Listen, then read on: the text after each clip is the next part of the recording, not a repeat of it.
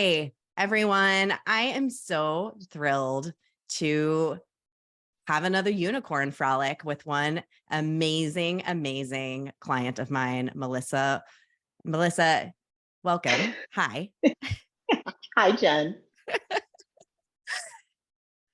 So Melissa is a client. We've been working together for, has it been 5 or 6 months or so now?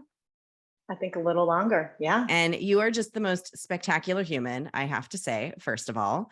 And second of all, I'm just so delighted by the progress that you have made in the past few months and just like where you were to where you are today. And just want to like highlight, underline, italicize all of the things, just how much you have followed your aligned path in the most beautiful way.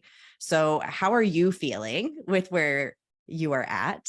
And if you want to say hello to everyone.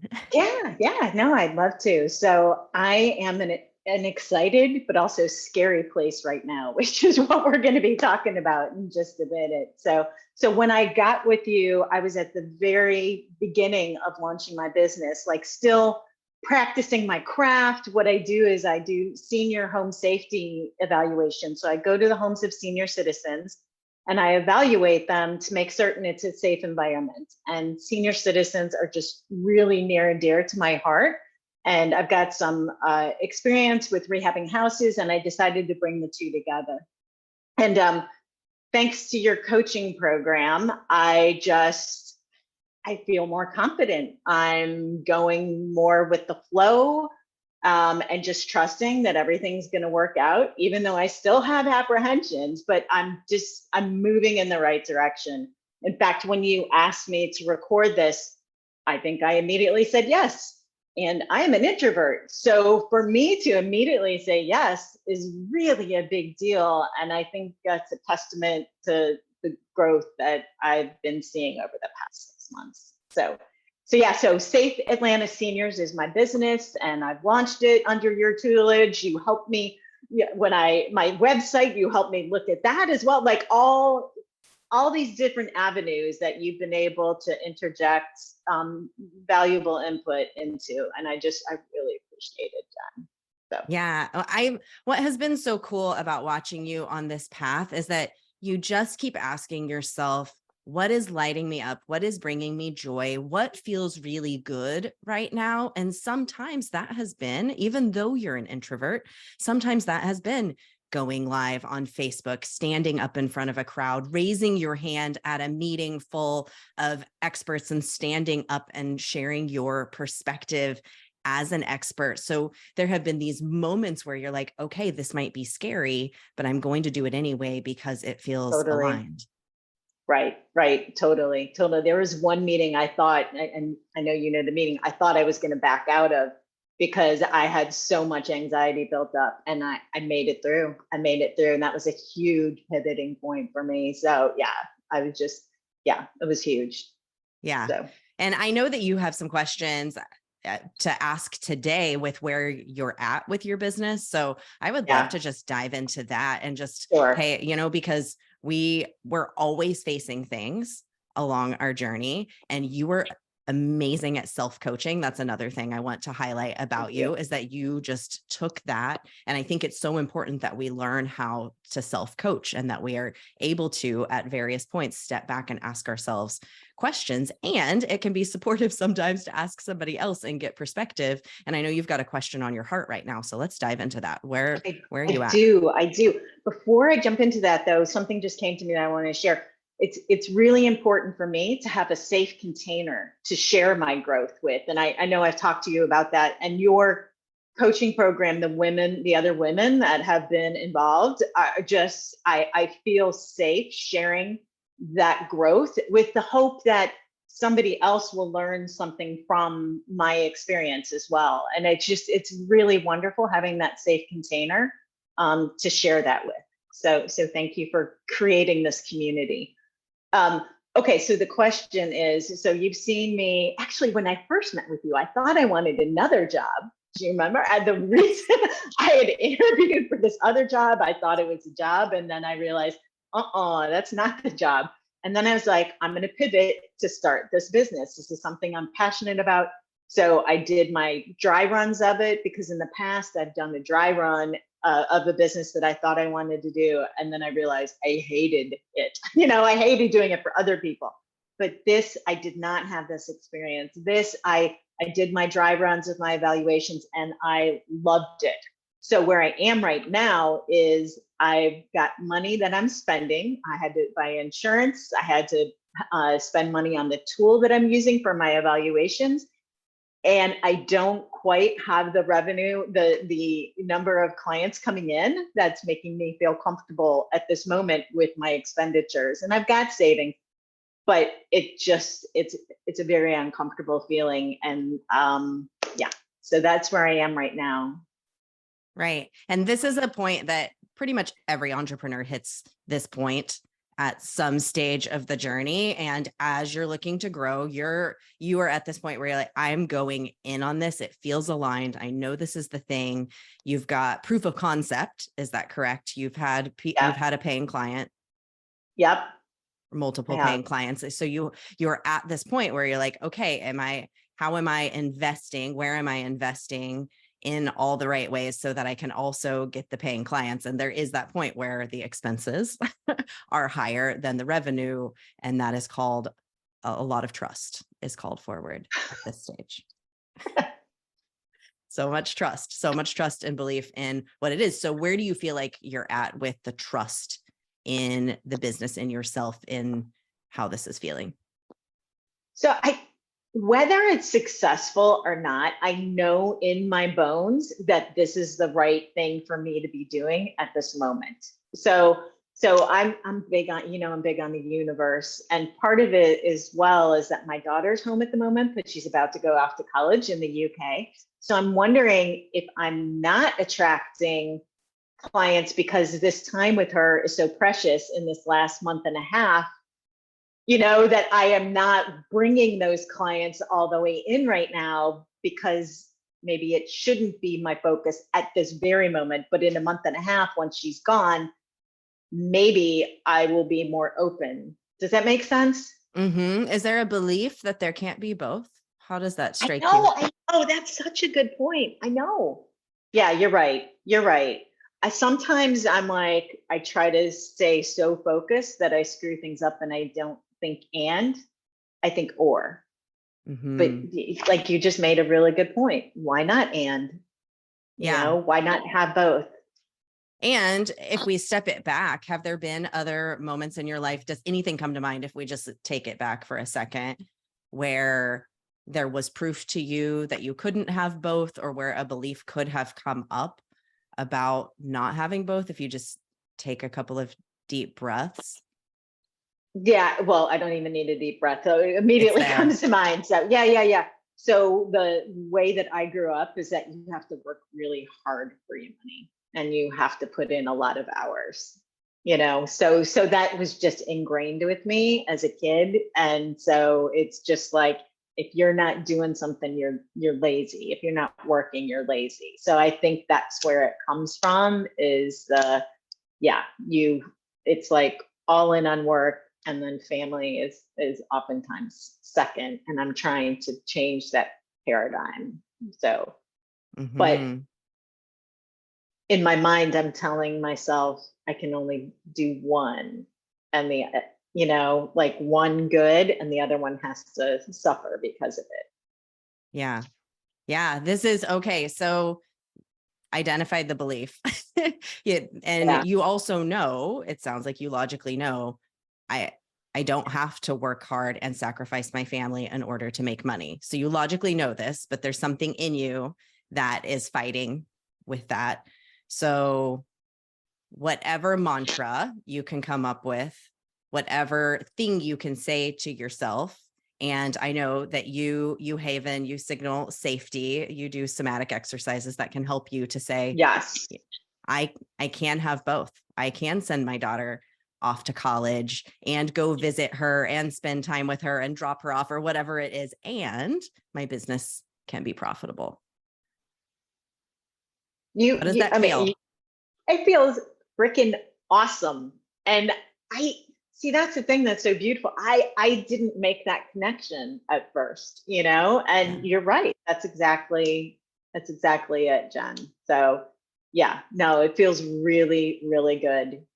It feels really good. And then it goes back into the trust. And I think what I need to do is think about instances where I've run into this in the past. Nothing as big as this have I run into it, but that it worked out. Okay, like just think of past successes that will help me feel more confident in this. So that's your beautiful self-coaching coming to the yeah, forefront yeah, that I yeah, highlighted earlier, where it's yeah, like, yes, and I have examples in my life of where I can remember that this yeah. is true. You can also, another thing for anybody who's listening, it's 11:11 here, by the way. I know it's not where you are, but it's another thing Awesome. for people who are listening is to look, if you can't think of examples in your life where this has been true, you can look in the world for examples of people who don't work hard and still spend time with their family and are making money. So whatever you can find out in the world, if it helps to have the example in your life, and you can look to people out in the world who are doing that, who are living, breathing examples of it. Okay. I am writing this down. That's why my head is, I'm like, We know. taking copious notes here. You're Thank a beautiful note taker. Oh, yes. Oh my God. So Yeah. no, that's a great point about looking for examples outside as well. Yeah, Because that's a they really great. exist. They They do. exist. Yeah. There's examples of the opposite too. And we can use those as, okay, this is what I don't necessarily want to be. And it's more powerful to have examples of the people who we do want to emulate. Yeah. No, that's a great point, Jen. No, I love that. That feels really, really good. So glad. I would love to hear, because I know you've done, if you're comfortable with it, you've done some Facebook ads, you've done a little bit of advertising and, working on that, bringing in clients, you've got your proof of concept, what's feeling really good. How is that going and how are things going in terms of gaining clients? So the Facebook ads, I was pretty excited. I had it was all new for me, and I had a good number of clicks, like 100 clicks on my website, which is like awesome. But nobody from that booked an appointment. But I just listened to somebody else. I'm trying to take in all of the content I can about marketing, and one of the things that they really suggest you focus on is evergreen content. So podcasts, YouTubes, and I forget the other one, and blogs.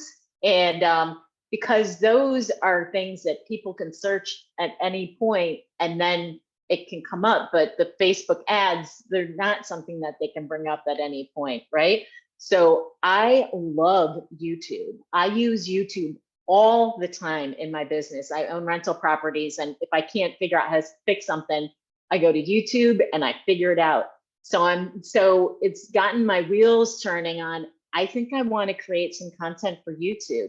And the nice thing about it, as an introvert, I can tape that in advance, right? And so I don't have to be live. And just provide content, and knowing if I provide value, trusting again that the business will come as a result of that. So it was a great experience to try the Facebook ads, but I think I'm going to instead focus on creating some content that can be of value now, and then continuing to request Google reviews, and just,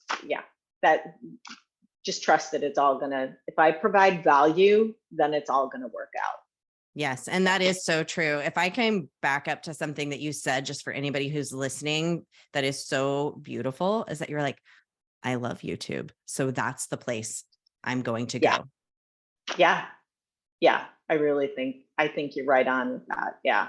Yeah. So you're following something that It's like, this is a platform that I enjoy anyway. And I say this because so often we will tend to do the thing that's hard or the thing that we think we should do. And what you did is you kind of looked at the landscape and you said, okay, I know that I need to potentially get my voice out there somehow so that people can know, like, and trust me and understand what my business is and who the person is who is running this business. So I'm going to go to YouTube because I myself use that platform a lot. This seems like a of course kind of thing when we say it out loud, and it's something that often we don't do.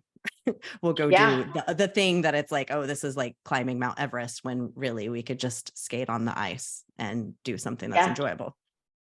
Yeah, no, I love how you pulled that out. Yeah, no, that's beautiful. That's beautiful.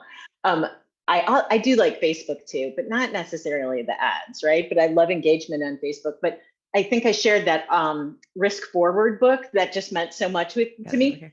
So she had a book launch last night, and it was so fun because I was on the book launch and I asked a question, and she's like, Melissa, you're the person that writes all the sweet notes on my Facebook post. Thank you so much for being here.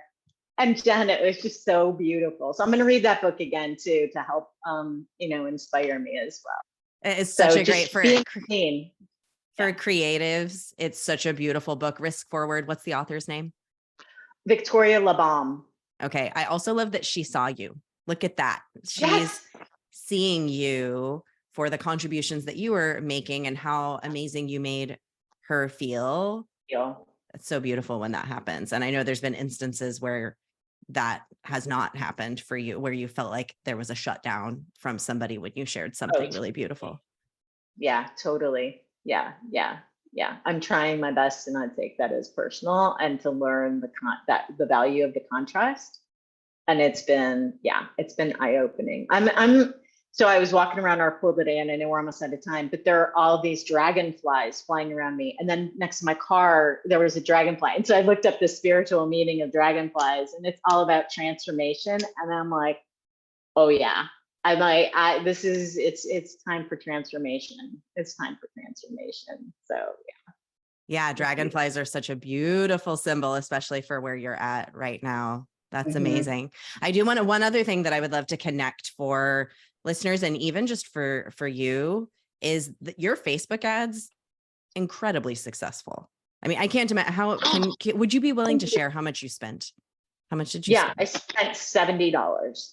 Okay. 100 clicks on $70 is okay. If you needed proof of concept that some people need what you're offering and that ad worked, where you're seeing the gap and where you're going to fill that gap is helping people to know you, so that when they get to the website, it's like, oh, okay, Melissa, I see what she's doing. I see her passion for this. I see the story behind it, and getting more information out there so that they can funnel through and really understand you, because there's so much that we get served on Facebook with ads that we really need to feel like we trust a person. And so what you're going back and doing, it sounds like, is crafting that storyline that they can then follow. And then, girl, when you run an ad and you've got all that content, you've got buyers, because seriously, that's phenomenal click rate. Yeah. Oh, good. Thank you. Yeah. No, it felt good. It felt really good. If you decide to run ads, because there's other ways, of course, of getting your clients in-person connection, whatever it ends up that you decide is feeling really great for you, you're getting to explore that. So I think the key is consistency, though, consistently doing something in the direction of growth, right? Like that, the consistency for me is key. Yeah.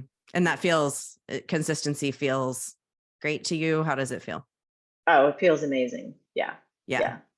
So it's just continuing to follow that, all the nudges, like you said, it's the resistance and leaning in. And even in that example of the author writing back to you versus somebody else maybe making you feel shut down or whatever that situation is, it's like leaning into like that kind of thing. And that's like what we're always following.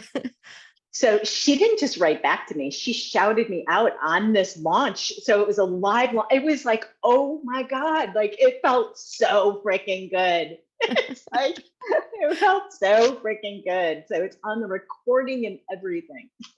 Love it. Go back and watch it if Yeah. you're having a down I know. day. It's like, I know. remember Oh, that it was day? just, yeah. And yeah, I it's love just it. beautiful. Just beautiful. It's beautiful when I come into connection with the people that can help me grow. And that, we're all in this together, right? And we're all providing value to each other. And it's just wonderful to come into community with each other. So thank you, Jen.